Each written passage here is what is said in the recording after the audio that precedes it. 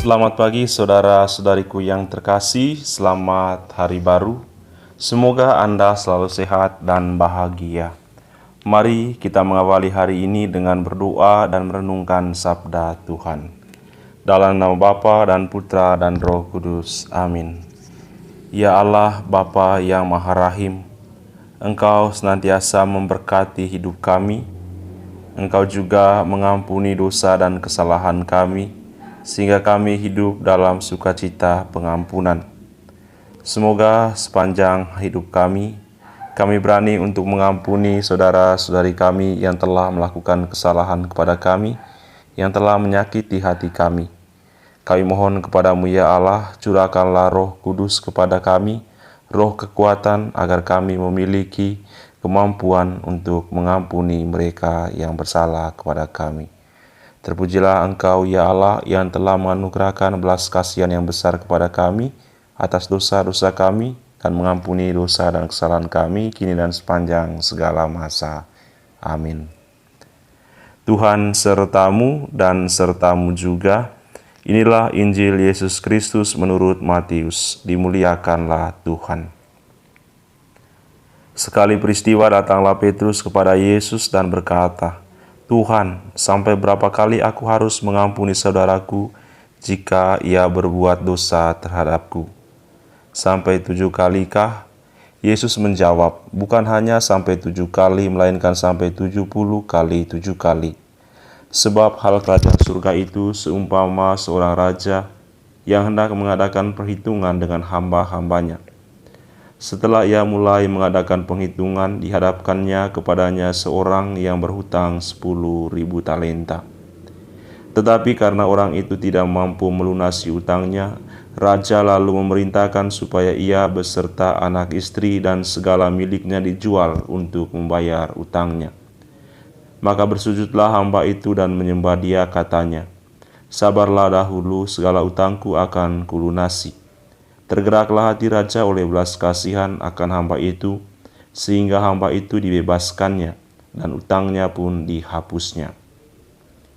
Tetapi ketika hamba itu keluar, ia bertemu dengan seorang hamba lain yang berutang 100 dinar kepadanya. Kawan itu segera ditangkap dan dicekik, katanya, 'Bayarlah utangmu.' Maka sujudlah kawan itu dan minta kepadanya, 'Sabarlah dahulu, utangku itu akan kulunasi.' Tetapi ia menolak dan menyerahkan kawannya itu ke dalam penjara sampai semua utangnya ia lunasi. Melihat itu, kawan-kawannya yang lain sangat sedih, lalu menyampaikan segala yang terjadi kepada tuan mereka. Kemudian raja memerintahkan memanggil orang itu dan berkata kepadanya, 'Hai hamba yang jahat, seluruh utangmu telah kuhapuskan oleh karena engkau memohonnya. Bukankah engkau pun harus mengasihani kawanmu seperti aku telah mengasihani engkau?' Maka marahlah tuannya dan menyerahkan dia kepada algojo sampai ia melunasi seluruh utangnya. Demikian pula Bapakku di surga akan berbuat terhadapmu, jika kalian tidak mengampuni saudaramu dengan segenap hatimu." Setelah Yesus selesai dengan pengajarannya, berangkatlah ia dari Galilea dan tiba di daerah Yudea di seberang sungai Yordan. Demikianlah Injil Tuhan. Terpujilah Kristus. Bukankah engkau pun harus mengasihani kawanmu seperti aku telah mengasihani engkau? Saudara-saudariku yang terkasih, kita adalah manusia yang memiliki kecenderungan untuk berbuat dosa, untuk melakukan kesalahan kepada sesama dan juga kepada Allah. Tetapi Allah adalah Bapa yang penuh belas kasihan, dan kita pun mendapat pengampunan dari Allah. Kita dibebaskan dari dosa, dan kita mendapat belas kasihan dari Allah. Dan pernyataan ini ditujukan kepada kita. Bukankah engkau pun harus mengasihani kawanmu seperti aku telah mengasihani engkau? Pernyataan ini mau menunjukkan bahwa Allah telah mengasihani kita dan mengampuni dosa dan kesalahan kita. Sifat kerahiman Allah ini telah memenuhi kita. Tugas kita selanjutnya adalah mengasihani kawan kita. Mengasihani berarti juga mengampuni. Mengampuni orang yang telah menyakiti kita, mengampuni orang yang telah melakukan kesalahan kepada kita. Tentu mengampuni bukanlah sesuatu hal yang mudah. Tentu mengampuni membutuhkan perjuangan, dan akhirnya pengampunan atau mengampuni ini membutuhkan pertolongan dari Allah sendiri. Kita memohon kekuatan dari Allah agar kita memiliki kemampuan untuk mengampuni orang yang bersalah kepada kita. Kekuatan itu pertama-tama kita peroleh melalui belas kasihan Allah yang telah terlebih dahulu mengampuni dosa dan kesalahan kita. Dengan kekuatan ilahi yang ada dalam diri kita, kita diharapkan juga berani untuk mengasihani orang yang bersalah kepada kita. Dalam Katekismus Gereja Katolik nomor 2844, di sana dikatakan tentang pengampunan. Pengampunan adalah suatu puncak doa Kristen. Artinya, dengan mengampuni, kita telah menempatkan diri pada posisi yang baik untuk berkomunikasi dengan Allah melalui doa.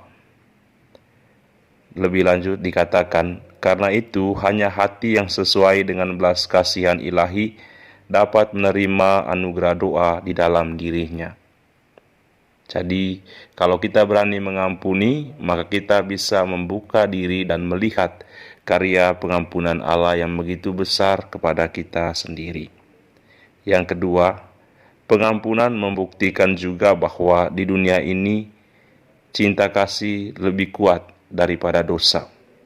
Jadi kalau kita mengampuni orang, kita menunjukkan bahwa cinta lebih kuat daripada dosa.